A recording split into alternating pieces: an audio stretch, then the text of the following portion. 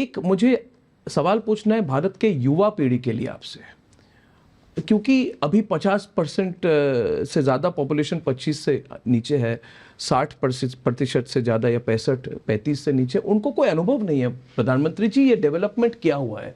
एक हो सकता है टेकन फॉर ग्रांटेड अप्रोच, जो मोबाइल जनरेशन है, जिन्होंने मोबाइल फ़ोन देखा है जब से वो उनका जन्म हुआ है, वो टेकन फॉर ग्रांटेड कर सकते हैं। आप जो भविष्य की फ्यूचरिस्टिक इन्वेस्टमेंट थिंकिंग उसके बारे में बोल रहे हैं, वो बुलेट ट्रेन हो, गगनयान हो, ये इंटरनेशनल स्पेस स्टेशन की बात हो रही है अगले 8 साल में, ये जो आपकी एंटी ग्रेविटी प्रोजेक्ट, ये सारी जो प्रोजेक्ट्स हैं, ये जिन्होंने अनुभव नहीं किया है कि भारत आज से 20 साल पहले कहाँ था, वो सुनते हैं कि नेता आके कहते हैं उनको, देखिए कोई सरकार आ जाए कोई फर्क नहीं पड़ेगा, भारत तो बढ़ता रहेगा, लगातार बढ़ता रहेगा।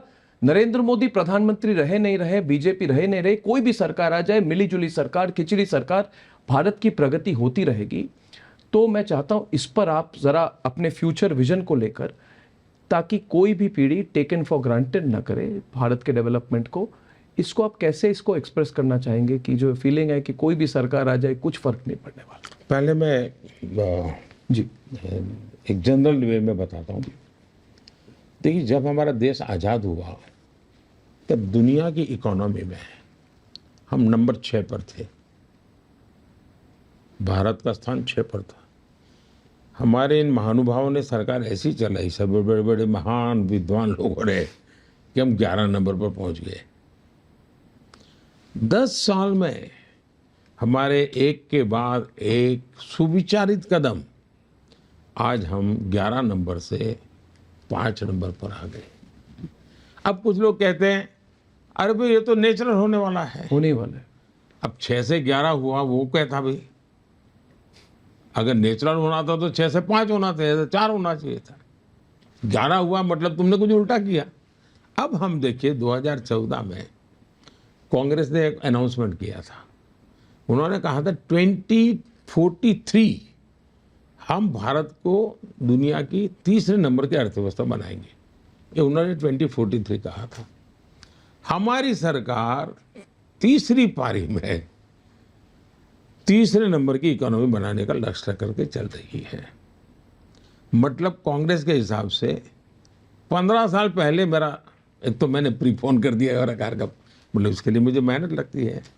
अगर कांग्रेस की स्पीड से चलते तो मुझे लगता है कि तीसरे नंबर की इकोनॉमी आते आते हो सकता है अर्नब का पोता शायद उसको पता समाचार मिलते कि हाँ तीसरे नंबर पहुंचे, ये हाल हो जाता, 2-2 3-3 पीढ़ी मिट जाती जी। और हम इतना, तो देश का नौजवान, उसको पुराना पता नहीं है, लेकिन देश के नौजवान को दुनिया का पता है। देश के नौजवान को अगर चीज़ें मिले तो मानता नहीं है, लेकिन वो एनालिसिस करता है, ये अच्छी निशानी है। और मैं मानता हूं कि देश के अब जो इस बार फर्स्ट टाइम वोटर है, हाँ, वो 2014 के पहले तो 8 साल का, 10 साल का, 12 साल का था। उसको उस समय के अखबारों में क्या चलता था, भ्रष्टाचार की खबरें क्या होती थी, कानून व्यवस्था के बम ब्लास्ट हो रहे, हर जगह पे बोर्ड लगे रहे, लावारिस चीज़ों को हाथ मत लगाओ, एयरपोर्ट पर बोला जाता लावारिस चीज़ ट्रांजिस्टर बम, लावारिस। आज उसको कुछ ऐसा सुनने को मिलता नहीं। तो ये चीज़ें वो समझता है। और हमने भारत की ग्रोथ को एक प्रकार से 2-2 पीढ़ी एडवांस कर दिया है। मैंने 2-2 पीढ़ी मैंने एडवांस कर दिया है।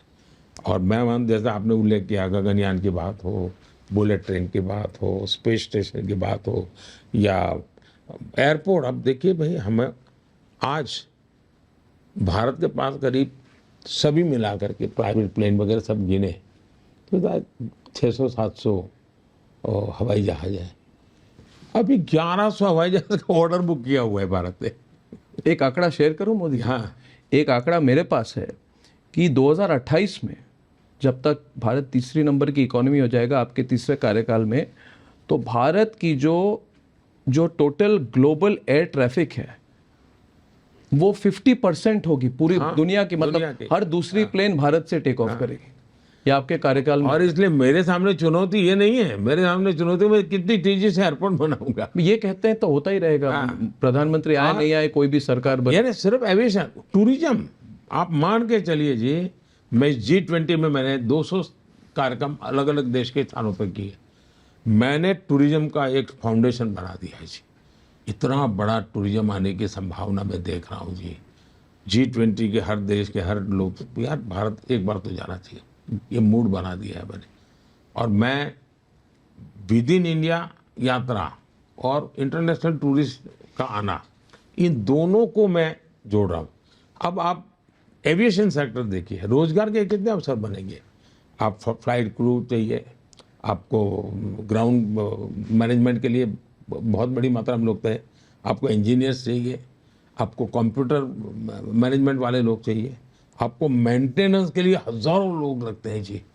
यानी पूरा भारत एक प्रकार से लॉजिस्टिक हब बनेगा।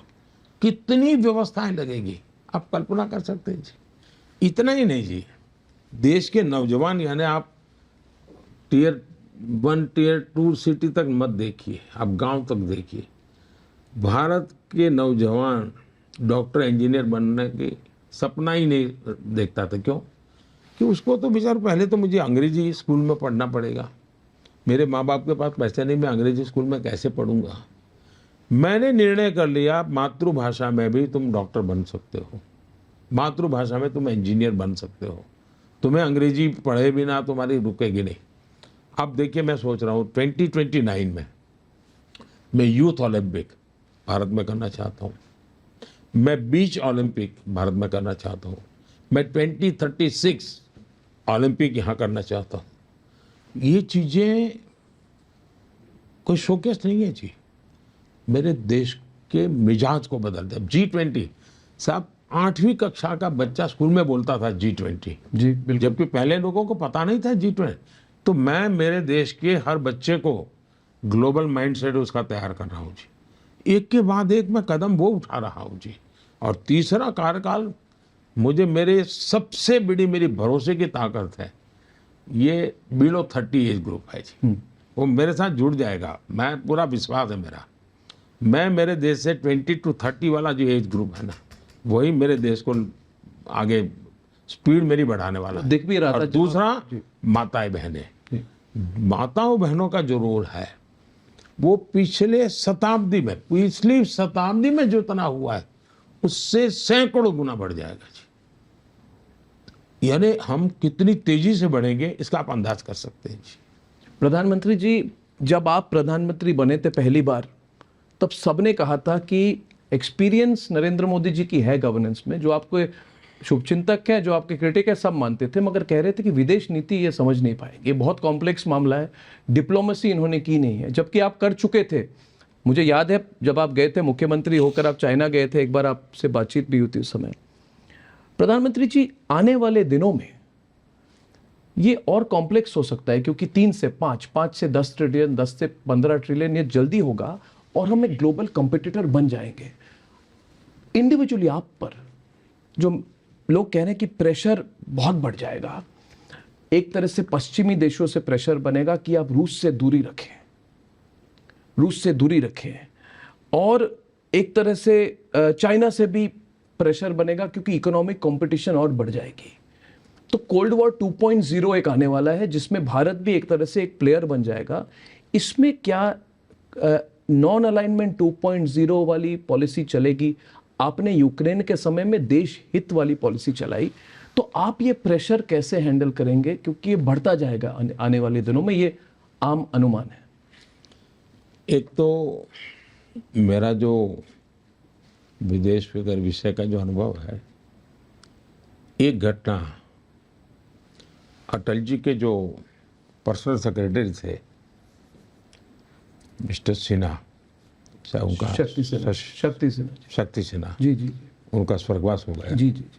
उन्होंने किताब लिखी है और उस किताब में उन्होंने मेरा जिक्र किया है कि मैं पार्टी का काम करता था और न्यूक्लियर टेस्ट के बाद जो दुनिया में स्थिति बनी, तो अमेरिका में इंडिया कोकस बनाने की दिशा में हम कैसे काम कर सकते हैं, उसका एक विस्तार से उन्होंने वर्णन किया, उसमें मोदी का क्या रोल था वो सारा उन्होंने लिखा है।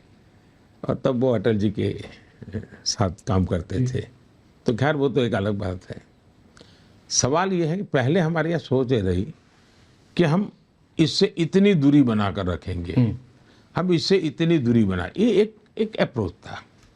मैंने कहा हमारा अप्रोच ये नहीं रहेगा, हमारा अप्रोच रहेगा हम किससे कितनी निकटता बनाएंगे। पहले क्राइटेरिया था दूरी का स्टैंडर्ड था, मेरा था निकट का स्टैंडर्ड। अगर मैं इसकी इतनी निकटता रखता हूं तो इसकी भी इतनी निकटता रखूंगा, मैं उसकी इतनी निकटता रखता हूं तो मैं इसकी इतनी निकट, तो मैं निकटता वाला विषय को लाया। तो हुआ क्या, बॉल सामने वाले के गेंद में गया। उसको लगा यार मैं यहाँ तक मोदी के पास हूँ, भारत के पास हूँ, और वो मेरा विरोधी वहाँ है, मैं थोड़ा और आगे चलूँ, मैं ज़्यादा। तो आज दुनिया में कंपटीशन है कि भाई भारत के निकट कैसे जाए। पहले कंपटीशन थी भाई दूरी, अच्छा वो वहाँ है तो वो मेरा विरोधी है तो मैं भी इतना ही रहूँगा। मैंने उल्टा कर दिया है। जैसे लोकेस्ट पॉलिसी, मगर चेंज इट, एक्टिस्ट पॉलिसी करो। तो मैंने इसको एक्टिस्ट, लगता होगा आपको शब्दों का खेल है, शब्दों का खेल नहीं है, ये पूरी प्रक्रिया बदल जाती है उससे। और मेरा मत है कि भाई साउथ ईस्ट एशिया का कैपिटल मेरा देश क्यों ना हो, वो मिजाज हमारा क्यों नहीं होना चाहिए। सारे दुनिया के देशों को हमारे साथ जुड़ने का मन क्यों नहीं करना चाहिए। हम इतने फिजिकली पास में है, हमारा गुवाहाटी या हमारा कोलकाता ये बहुत बड़े सेंटर बन सकते हैं जी।